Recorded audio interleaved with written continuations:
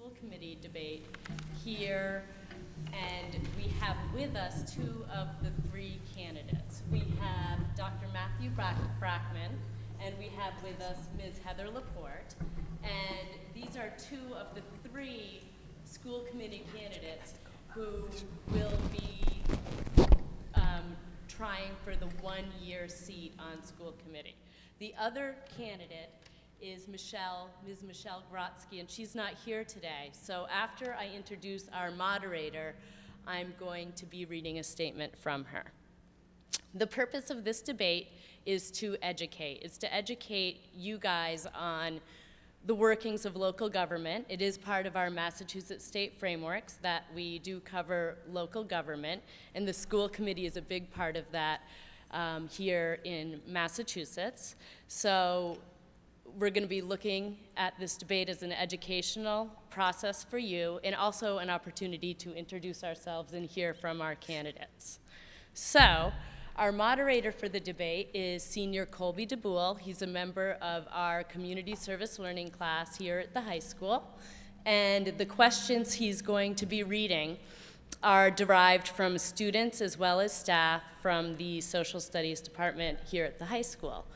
Colby is going to be describing the format of the debate to you, and then he's going to get right into questions, and we're going to start with a brief introduction so the candidates can talk to you a little bit about who they are.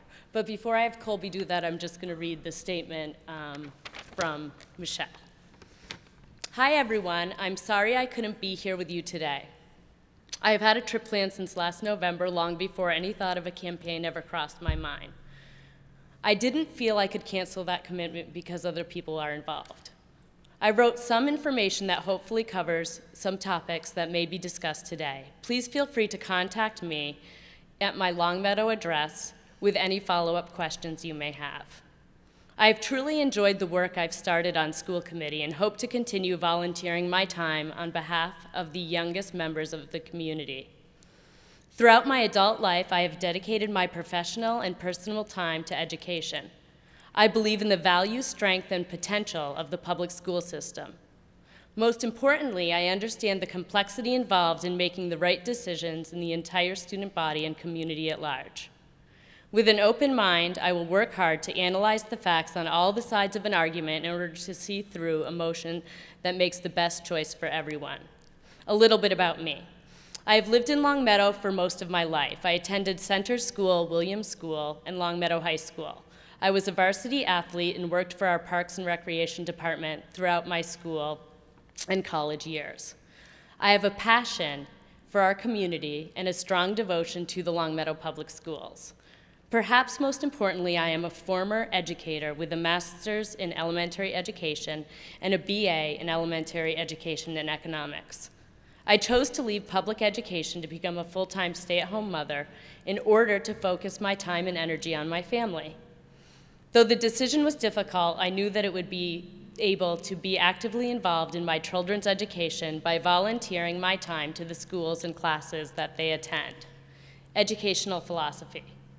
As an educator, I creatively integrated mandates similar to the Common Core and Parcc testing without compromising the integrity of my curriculum and the needs of the students within my individual classroom. My teaching involved theme-based integrated instruction, as well as a problem-based learning activities, so students constructed their own knowledge and understanding. I emphasized active learnings and exploration through flexible grouping on children, whole group, small group, and learning centers.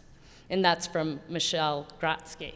So now I'm going to turn it over to Colby, and then we'll hear from our candidates. Colby? All right, so the debate format's going to be ABA, BAB. Each question is going to be is going to be 5 minutes long, and each of you will have 2 minutes, and then the person that initially answered the question, the candidate that initially answered the question, is going to have a 1-minute rebuttal. Pretty straightforward. And I'm going to have the time card, so when you have 1 minute, I'm going to hold up the 1-minute card, 30 seconds, and then a stop. And I'll show you guys that. So, Dr. Brackman, how about you introduce yourself? Thank you very much. My name is Matthew Brackman. I'm running for school committee, and I'm very happy to be here because I do think it's a very good educational event. and it allows me to elaborate on some of the ideas which I've been discussing at prior speeches. But I know time is limited, so I'm really just going to get right to the meat of the matter. And the fact is, here in Longmeadow, we ask our students to perform pretty highly. We expect our students to perform in the 75th or above percentile in the state of Massachusetts, yet the per student spending in Longmeadow is below the 50th percentile. So while we're asking our students to perform at a very high level, I wonder if we expect our school committee to perform at that same high level. We have dilapidated middle schools. We have no requirement for community service for graduating seniors. We have no free full-day kindergarten. And we have a tax burden that is increasing at an incredible rate. If we don't have people on the school committee who can perform at the same level we're asking all of you to perform, how are we going to keep our school system from crumbling? There has to be an end game. We cannot keep up standards but at the same time not have enough to finance those standards. So I think what I have to offer is a fresh viewpoint, some creativity and imagination to address these problems. I know that we can all say that we want to improve the school system. I know that we can all say we want to limit taxes, but that's just rhetoric. What I expect to elaborate through some of these questions today is how I plan on accomplishing those factors. Thank you. Ms. Laporte? Thank you all for being here today. I really appreciate the opportunity to be able to speak in front of you and answer the questions that you've thought through and submitted to Ms. Swartz for us to answer for you.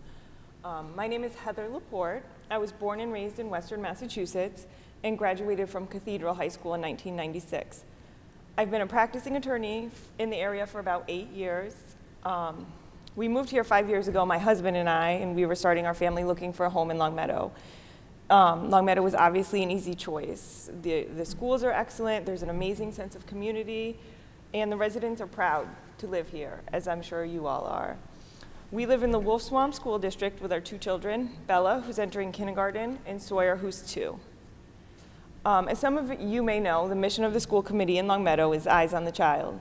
What really has prompted me to become passionate and involved with running for school committee is I believe that this mission was not reached when the current school committee failed to fund the full-day kindergarten. The benefits of full-day kindergarten are indisputable. The superintendent states in the executive summary of the budget that the full-day program is highly recommended in order for students to succeed. Early intervention is critical to student success. The kindergarten committee has recommended a free full-day program, and this program is necessary to meet the vigorous requirements of the Common Core. Our children must be proficient in reading and math at younger and younger ages. This requires a greater amount of time in the classroom. This is not an issue of providing daycare or after-school care for half-day students. This is a new curriculum that we must meet, and in order to meet these requirements, we must have a full-day kindergarten. No child should be deprived the benefits of kindergarten based upon finances. There is assistance in place, however, as I know all too well, there are many families who will fall in between. They will not have the means to pay for kindergarten. However, their income will be too high to qualify for financial aid. This is an issue that affects the community as a whole, not just the families entering kindergarten. If we take the risk of not funding this program, we risk increased costs in the future to address educational deficits. As a community who prides ourselves on our schools, we must continue to move forward. This issue on its face seems to affect only a small amount of people, but the effects could be rippling. With the adoption of the Common Core, if our younger students fall behind right from the beginning, what price will we pay for that in the future? As parents, as citizens, as members of the school committee, as students here today, we must ensure that all children, regardless of their ability to pay, have access to public education that has been highly recommended by our superintendent. Also of importance to me is special education. In Longmeadow, there are over 600 families with children in special education. We have a duty ethically and legally to these students to provide the services that they need. The school committee, administrators, teachers, professionals, staff, and parents must be able to work together as a cooperative team to ensure that all needs are being met. There must be transparency in these interactions and communications with parents so that they can trust and feel confident in their children's education. I recognize that residents of this town pay high property taxes, and as a parent of children entering the school system, I'm very thankful for the support the community provides the school department. Moving forward, we must continue to improve services Moving forward, we must continue to improve services while cutting costs without cutting services. All programs must be analyzed to ensure they are working efficiently. In these difficult economic times, we must look towards all creative avenues to increase revenue, including grant funding. For years, the school committee elections have been uncontested. It's great that we have a contested election to open the debate between the candidates and to ensure a truly democratic process. I would like to serve on the school committee to bring my opinions, ideas, and knowledge to the committee and to the community at large. Thank you. All right, so Dr. Brockman, you're going to start us off with our first question, and that is, where do you stand on the issue of teaching controversial topics in the high school? You have got 2 minutes starting now. Okay, I better get right into it. As I've said in prior speeches, should I be elected to the school committee at Long Meadow, some of my priorities will be to improve the ability of our students to use critical thinking and problem solving, increase community service involvement of our students, and to improve safety for all students. And the fact is that discussion of controversial subjects in school can address all of these issues. I'll elaborate how. First off, let me just say that the US 15-year-old population recently performed slightly above average in comparison to 28 other nations in problem-solving ability. 1 in 6 US 15-year-olds didn't achieve the baseline level of proficiency in this subject. Meanwhile, a survey of 11,000 college grads identified problem-solving ability as one of the 2 most important life skills. So it's been shown that discussion of controversial issues can improve students' ability to think critically. Therefore, if we are going to improve our students' ability to problem solve and give them a valuable skill in the pursuit of a professional career, we need to address and allow discussion of controversial subjects. My motto for the election is, let's keep our children ahead of the curve. Knowing that critical thinking is such an important skill, I think we ought to encourage these discussions of controversial subjects. In regards to school safety and participation in community activities, these are also linked to discussion of controversial issues. Studies have shown that when students discuss these issues in class, they are more likely to be involved either in charitable or political activities later in life. This in turn leads to decreased isolation, more involvement in the community, and therefore more ability to problem solve. So for all these reasons, I'm in favor of discussing controversial issues. However, we have to, while we encourage them, we have to also realize that it has to be done in direct relationship to data. The Supreme Court has a mandate that says we can't. That's how long? Yeah, it's time. I must have missed. Okay. All right, Ms. Laporte, you have 2 minutes, sorry. Thank you. I believe that teaching controversial subjects is necessary and an unavoidable component of education. I believe it helps students craft informed personal beliefs. It assists in developing tolerance to others, helps students learn to develop a sense of community, and it does improve higher order thinking. I think the classroom is a great place to do this because it can be in a controlled and respected setting. Everyone can express their opinions and listen to other people's opinions, and I think this is something that both for educational purposes and as a life skill as students in high school is absolutely imperative and important that it's done. All right, Doctor, you have a 1-minute rebuttal. Okay, well, that'll allow me time to just sum up what I didn't sum up at the beginning, but to say that the Supreme Court does not allow such discussions as religion or creationism unless they are discussed in the proper historical or scientific context. So, you know, when we discuss these controversial issues in school, it has to be well monitored as well. I mean, it's nice for everyone to have their own opinion, but we have to be careful that we're not directly challenging other students' opinions, because it's critical when you have these discussions of controversial subjects that you don't alienate anyone. Because remember, it's a learning process, and if the skills that we hope are acquired by discussing controversial issues are truly to be learned, it has to be a safe environment, low-stress environment, one which we can all foster, you know, other people's involvement. Great. All right, Ms. Laporte, where do you stand on the issue of state and federal mandate testing? Well, in the current state of education, we're dealing with a situation where state and federal mandated testing are something that it's part of all of your lives, and you've probably your whole life it's been something you need to deal with. I think it is a necessary component of education, but just one component. We do need some sort of objective standard to get a baseline of where school A is or school B is, or how is our school comparing to 5 years ago versus this year. And I think that can provide us a factor to analyze. But all too frequently, I feel like that becomes the only factor that we analyze. I know here in Longmeadow, we have an amazing graduation rate, an amazing rate of students going to college and succeeding in college. So I think that we have to look at all of those factors when we're looking at test scores and digesting what to do with that information. I don't believe the scoring of those tests should be the end-all be-all.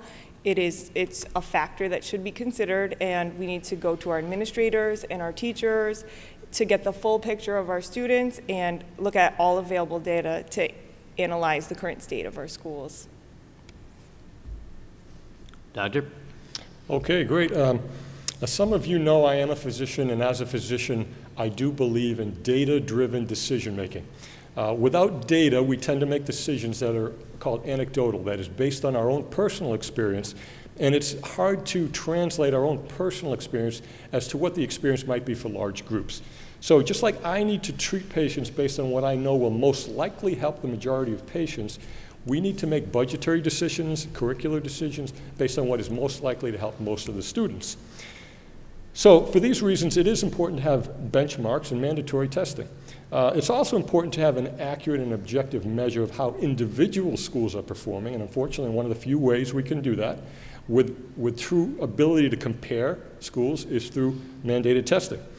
Finally, I will say that if you have any hopes of obtaining a career in medicine, law, other graduate studies, it's a fact of life that you're going to have to go through standardized testing. My feeling is learn how to do it now. Learn how to deal with the stress of these tests. Learn how to deal with the stress of time constraints. Learn how to deal with the stress of opening the envelope in front of your parents 6 weeks later when you're going to get that envelope. So for all these reasons, I am an advocate of mandatory testing. However, we don't always use the results of standardized testing for these purposes. Too often, results of standardized tests are misused or misapplied by federal government, state government, even commercial interest. The Parcc Exam is a good example. That's an exam that most 10th graders won't take until 2018. It's produced by Pearson Education Company, a $9 billion a year company that is under scrutiny in New York for allegedly showering gifts upon education officials. They have slogans on their Common Core exam like iPod, Barbie, Lifesavers. We need to protect our students from commercial interests like this. So I do agree that mandatory testing is important, but local communities need to be more involved in deciding how it should be implemented. Perfect. All right, 1 minute rebuttal. I would just also like to add some of the similar testing. I know we are coming into the Parcc testing, that's new testing. And we also have to make sure with that comes new technology that's going to have to be purchased, and a lot of the testing is thrown at the communities too quickly, and they are forced to adapt to it much too quickly. So, as educators and school committee members, we have to make sure when these mandates are coming down that we're putting systems in place to fully train the teachers, give the teachers the tools they need, and give the students the tools they need to succeed, so that we're giving you the tools to succeed on the testing as it comes through. Great. All right, our third question is where do you stand, and this will, Doctor, you'll take this first. Where do you stand on the issue of full-day kindergarten and the controversy surrounding its funding? But before you go, there is a statement from Michelle Grotsky that I will read. The current debate on whether or not to fund full-day kindergarten is a complex one. It's important to understand the origin of this conversation. The curriculum is changing as we move to implement the new Common Core standards. Many parents feel that the increased rigor of the standards means that we will not be able to teach our students everything we need to in a half-day classroom. That simply isn't true. As a former public elementary school teacher and as a parent with children currently enrolled in Longmeadow Public Schools, I know firsthand that our community of learning professionals is extremely capable of making magnificent things happen during the most difficult of circumstances.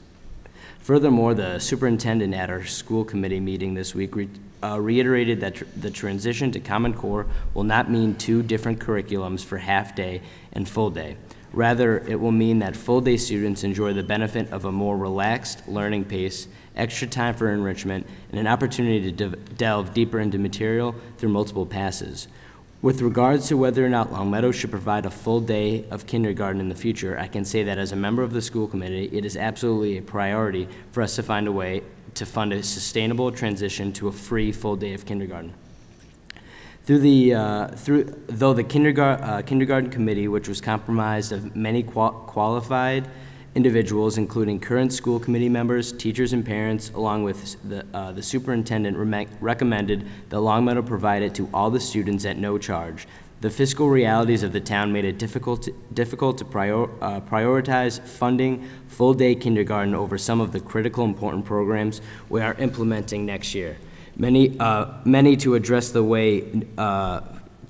the new Common Core standards, like literacy coaches at the middle schools and the addition of new special education teachers to help our most challenged learners through direct hands-on education at the elementary level.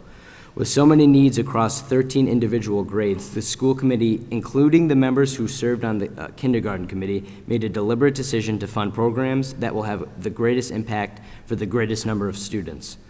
I liken this situation to my daily family life. I would like to offer my children all of my attention all the time. I'd like to volunteer at each of their schools all day, every day. But if I did that, there wouldn't be groceries in the house, clean laundry in their drawers, or prepared food at the table.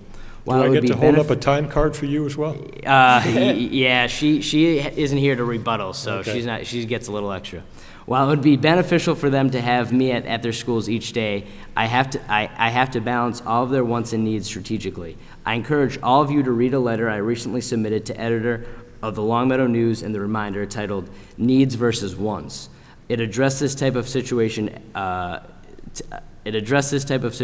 Everything comes back to budget somehow, whether it's time or money. You have to make a choice. There's talk of a proposed amendment to the budget at the town meeting. At Monday night's school committee meeting, the town manager said that this proposed amendment would have serious consequences for our town. While it is not my place to say what those may be, I do have a deep concern for what may arise. The bottom line of this school committee and the select board delivered a balanced budget to town meeting, and any proposed amendment will unbalance that budget. Unlike the federal government, towns like Longmeadow do not enjoy the luxury of being able to deficit spend at all. We must deliver a balanced budget, or we will risk our credit rating and risk higher costs for borrowing in the future. I would like nothing more than to find a way to fund this program for our town, our schools, and our children. As a member of the school committee, I'm committed to doing just that. In next year's budget, I will advocate for lower or free tuition, and will continue to do until the access to free kindergarten education is available for every student. Change in progress takes time. I look forward to working on this with my fellow school committee members in a positive, creative, and efficient way. Doctor, thank you for waiting. You've got 2 minutes now. Yeah, I'm not that impatient, but I would say that that is a lot of what I've been saying before, a lot of restatement of the problem, not a lot of answers. Now, I've stated from the outset I believe free full-day kindergarten can be done in Longmeadow, and I believe it should be done in Longmeadow. And I've said the reasons I feel I'm the ideal candidate is because I'll actually give you some answers to how we can do that. While the current committee has also agreed there's an advantage to full-day kindergarten, they were stopped in their tracks by the budget issues. And so we really need people on the committee who can figure out ways around these budget issues. As you may know, the Board of Selectmen hands down the edict to the school committee that they have to hold a level budget, but that doesn't mean the school committee has to be held hostage by that budget. I've mentioned during prior debate a couple of my solutions for this potential problem, and one has to do with the money that the school committee can save. So one of the school committee's functions is to try to shave money off the budget.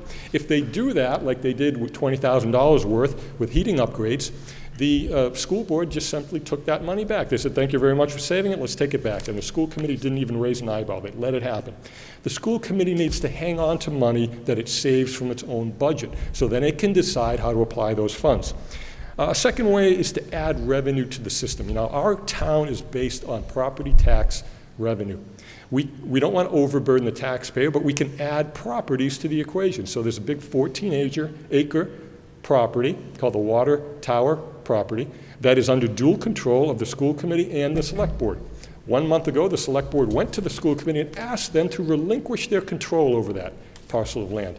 While the school committee tabled that decision, I fear that a wishy-washy committee will hand that over to the select board, much in the way they did the $20,000. So we need people on the committee who are going to fight for those dollars, because those are the dollars that are going to allow us to improve the educational system without increasing taxes.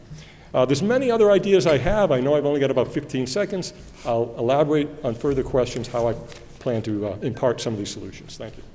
Ms. Lepore, you got 2 minutes. Sure. I would first like to address the statement. As of recently, it's been said over and over again, the curriculums are equal. You know, going back to the quote in the budget, you know, that was put forward, it specifically says, I'm just trying to find the exact language, the full day program is highly recommended in order for our students to succeed. That language is clear to me. Also, there has been a sample schedule put out for the full day versus half day. Minutes per day, reading, 85 minutes for the full day, 40 minutes of reading for the half day, 45 minutes of writing for the full day, 15 minutes of writing for the half day. I don't know if any of you have younger siblings, but trying to get a 5-year-old to sit down and learn something in 15 minutes, I think about 11 of those minutes are going to be trying to get them to sit down and listen to the teacher. So, you know, maybe 4 minutes of writing. Math, 45 minutes for the full day, 15 minutes for the half day. I mean, I don't know how that's considered an equal curriculum by any means. I think, you know, the numbers really speak for themselves. As far as the budget, you know, you have to make priorities, and I believe this is absolutely a need. It's not a want, it's a need. These are our youngest citizens. If they can't afford to pay and we're just going to let them fall, you know, be under the cracks, that's just unacceptable. This is not a want, this is a need. We will pay the price in the future when they do need additional services because they didn't get the, you know, proper services that they needed in kindergarten. Also speaking somewhat to what my colleague did about the money, there is, you know, often turn back money every year, extra budget money. It's my understanding that there's quite a bit of it this year. And, you know, we just, if there's money there, we need to prioritize it and use it to fund this program. It's important. Perfect. All right, Doctor, you got a 1-minute rebuttal. Okay, great. Yeah, so again, I think we need people on the committee who are not just going to occupy a seat and agree with everybody else, because that has gotten us into a situation now where our educational system will be crumbling in the next few years. We need people who are going to fight for those dollars for our education system and do it without increasing taxes. Because believe me, there's a large portion of this population that does not have children in school and does not like all the dollars going to the school system.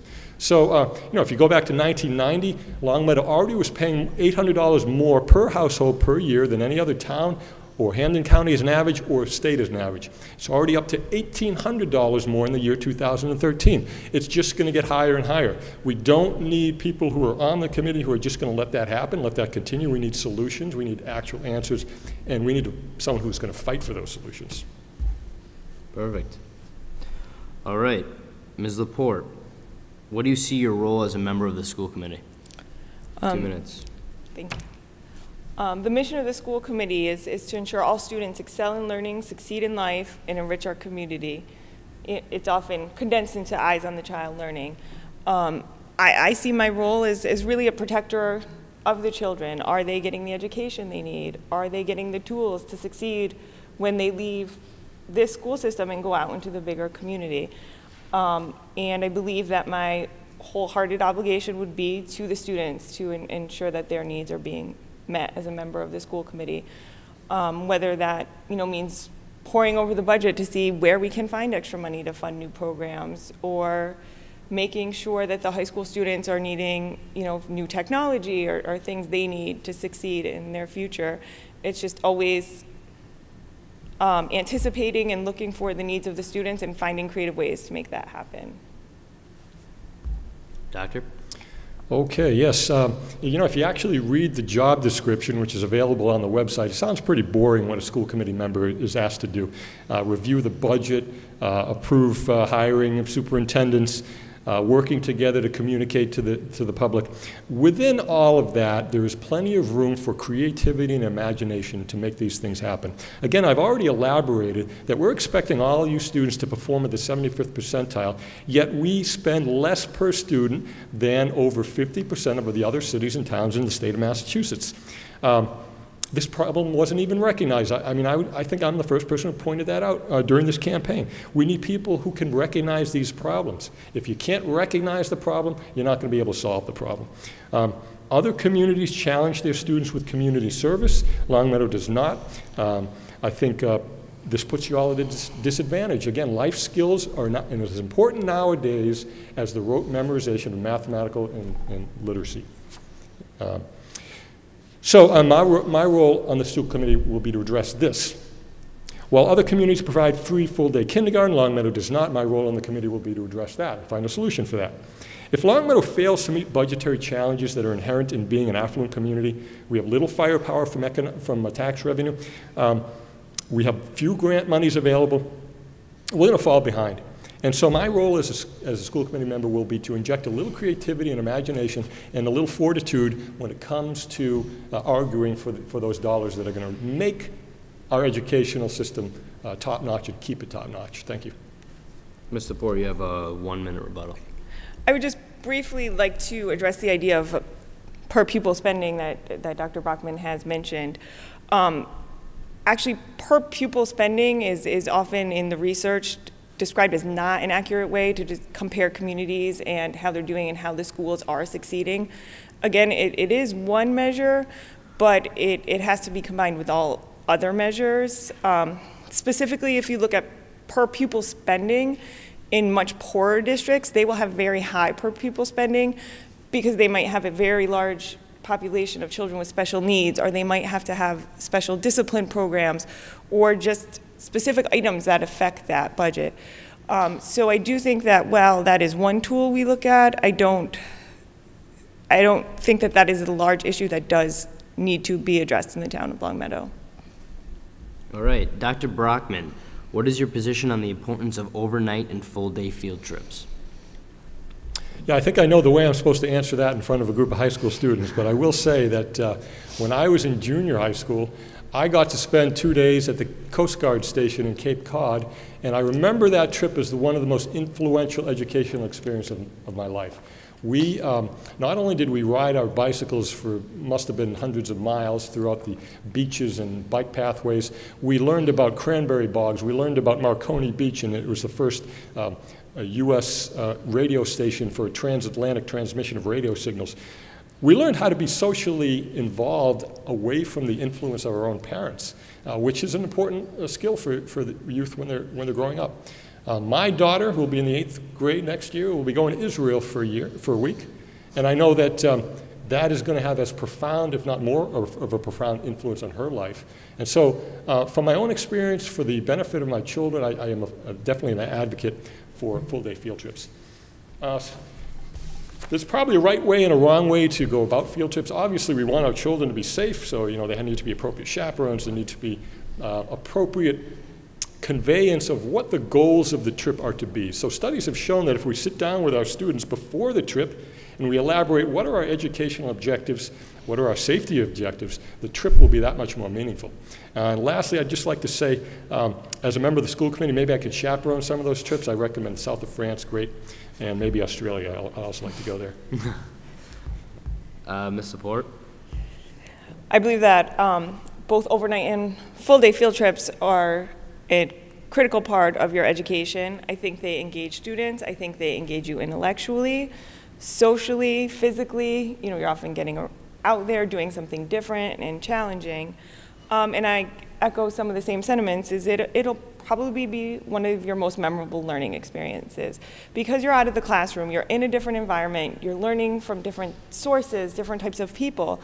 It helps the process of just remaining in your brain and staying there for the rest of your life. That, along with the dinners, you'll be out with your fellow classmates who are on the trip, and being with the teachers for a longer period and learning about their experiences. I think as a whole, it's just an amazing experience when you're able to do this, and when they're done correctly, when they involve learning, when they're planned correctly and in a safe environment. I think it's an absolutely amazing experience, and one that should be provided to students.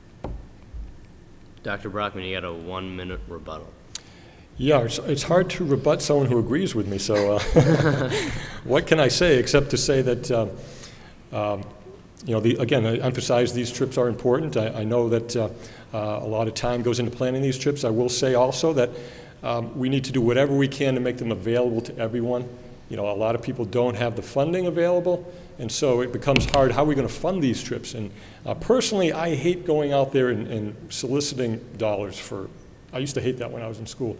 I think it puts a big burden on the students, so I don't advocate having our students go out there and ask for money, beg for money, however you want to put it, even though it's for a worthy cause. We need to find better ways to fund these trips, but again, we have to do it in a way that allows everyone who is in that class or that grade who's eligible to go to the trip to be able to go to the trip. Great. Ms. Laporte, how should curriculum decisions be made within a school system? Sure. First and foremost, we need to treat our teachers with respect and value their professional experience, their opinions, and their knowledge when we make curriculum decisions. They are, you know, they're on the front line. They're out there with students. They know what works. They know what doesn't work. And I think we should really start with the teachers' opinions. We then also have to go to the latest research, you know, all the research that we can find, and see what is working, what's not working, and sit and come up with the best solution for our students here in Longmeadow. I definitely believe it needs to be a collaborative effort. You know, anyone who has professional experience in the area of curriculum we're trying to change, their opinions should be welcome, they should be heard, and then, if need be, challenged to see if that is the right decision. But ultimately, I do believe that these have to be a committee-type decision, with always keeping, you know, the eyes on the child and their best interest first. All right, Doctor? Okay, well, I think part of being a good leader, and if you're a fan of Donald Trump's show, you'll have heard him say this many times, you have to be able to delegate. We all have our jobs in life, and we all sometimes find ourselves in a role as hiring people to do a job, and we have to be able to let them do their job. And so the job of curriculum is the teachers and the principals. And so we don't want the federal government, we don't want the state government micromanaging those curricular decisions. In fact, to some degree, this is what's going on right now with Common Core. So the federal government decided fairly unilaterally that they were going to enact Common Core, and they strong-armed the states by tying federal grant money to that to join the program. And 40-some-odd states felt that they were obligated to do so. But this program takes away a lot of the independent mindedness of the teachers to be able to develop the curriculum. Now, I'm not saying I'm an opponent to Common Core, because the inherent reasons for Common Core are good and legitimate reasons. We want to improve our students' ability to think critically. Gone are the days where you can succeed in society simply by knowing mathematical facts and being able to regurgitate history. You have to be able to solve problems. You have to be able to relate interpersonally with the people around you. So if our school committee does its diligence, hires a superintendent who they feel is going to do a good job, and she brings aboard talented principals and teachers, let's let them do their job, develop the curriculum. That way, the school committee can do its job, which is to balance the budget, which is to make sure that the superintendent and the principals are doing what they're supposed to be doing. And then guess what? The state can worry about what its job is, and that is to give us the dollars, which they're not doing a very good job of right now, give us the dollars we need to educate everyone. Thank you. 1 minute rebuttal. I actually don't have a further rebuttal. You don't want to? All right. So, Dr. Brockman, how would you foster a positive relationship between the town and the school population? Okay, the first way is by making community service a requirement for 100% of high schoolers. I didn't hear any groans there, that's good. I know high schools have a lot on their plate, but the fact is we're talking about developing life skills. So if we're in the business of educating you, are we doing you a service by robbing you of those life skills that are going to help you get a job in the future? I think not. So going out into the community, participating outside of the classroom is going to help you.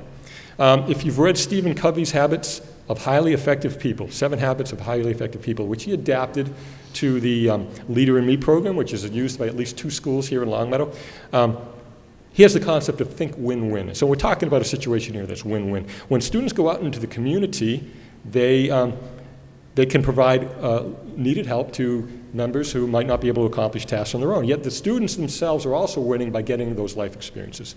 What's good for the goose is also good for the gander. I've been dedicating a lot of my own adult life and my children to charitable activities. So you may not have seen him, but my family and I were wearing hard hats. We're out there cleaning up some of the debris on the roads in Massachusetts. We've raised $5,000 for the Boys and Girls Club and the Greater Boston Food Bank. Why do we do this? We do this because I want to teach my own children that to be an active member of society, to understand their role in society, they need to be involved in community service. Another initiative I'd like to see develop, about 3 weeks ago, I hosted a high school student from Springfield who came to my practice, watched me do some surgery, saw me in the office.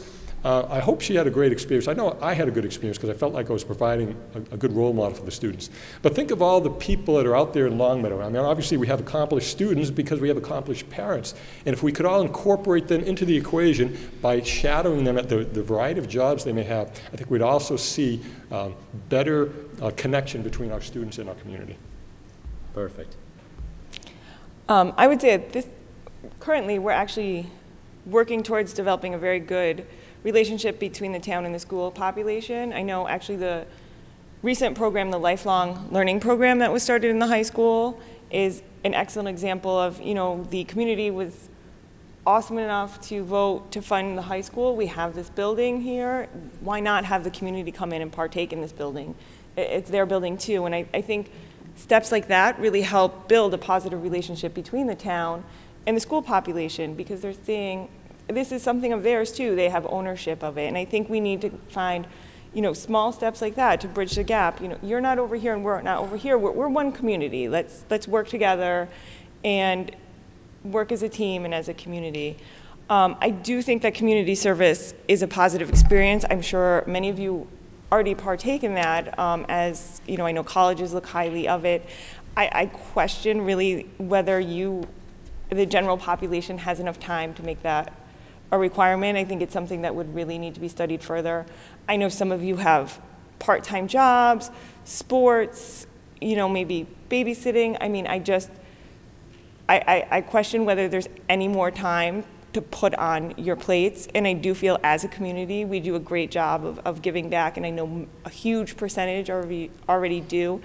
And I question whether the small percentage who don't, if it's physically just not possible for them. So I would be concerned about having a mandated requirement for that. 1 minute rebuttal. Yeah, I think if we're going to allow our school to fall further behind in comparison, I would agree with that. But I'm not in the business of allowing our school to fall further behind. I know there's a lot on your plate. I was involved in sports. I did 4 sports when I was in high school. The fact of the matter is, in 20 years from now, when you're out there fighting for a job and someone else has more interpersonal skills than you and someone else has more ability to think critically, are you going to say, well, at least I can play lacrosse? And I know we have a great lacrosse team here. I'm not downplaying that. But the fact of the matter is, we need you to have life skills. So I would say make the time to do those things, weekends, weeknights, whatever. Make the time to do it because it's going to pay dividends in the future. All right. So that's going to be our last question, but we're going to give you guys 2 minutes to just do some closing statements. So how about we start with Dr. Brockman, and you can close this off. So Dr. Brockman. Yeah, I would just like to emphasize that we can allow things to move forward the way they are, and I don't see how that's sustainable. We have an increasing tax burden every year. We have needs that haven't been addressed in the school, like the middle schools. We have to rebuild those. How are we going to do all of these things, add full-day kindergarten, if we continue on the path we're currently on? We need people on the committee who are going to be able to think as creatively as we're asking all the students to think. We're going to need to be able to have benchmarks. We make you all do standardized testing. So we have to be able to grade the administrators, right? We have to be able to grade the school committee members. And one way to do that is to look at what we're spending per student. I disagree that it's not an accurate measure. It is an accurate measure. It's accurate enough to say that we are going to allow our students to achieve 75th percentile, but we're not going to even show that we are willing to spend the dollars so that we're at least above the halfway mark in the state. I don't think that's the message we want to send to the community. So we need people who can find those dollars and spend those on our students. Thank you. All right, Ms. Laporte.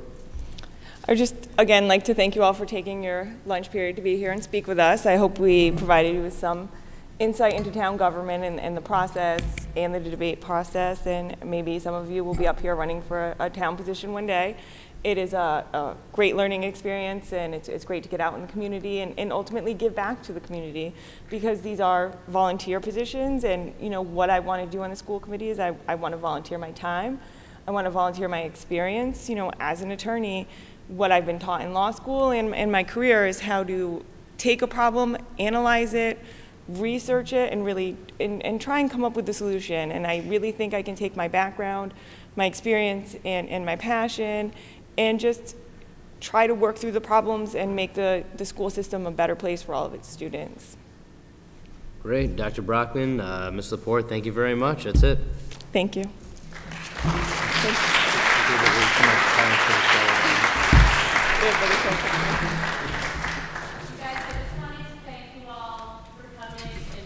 you guys so much for doing this, and Colby, you did a great job. Thank you.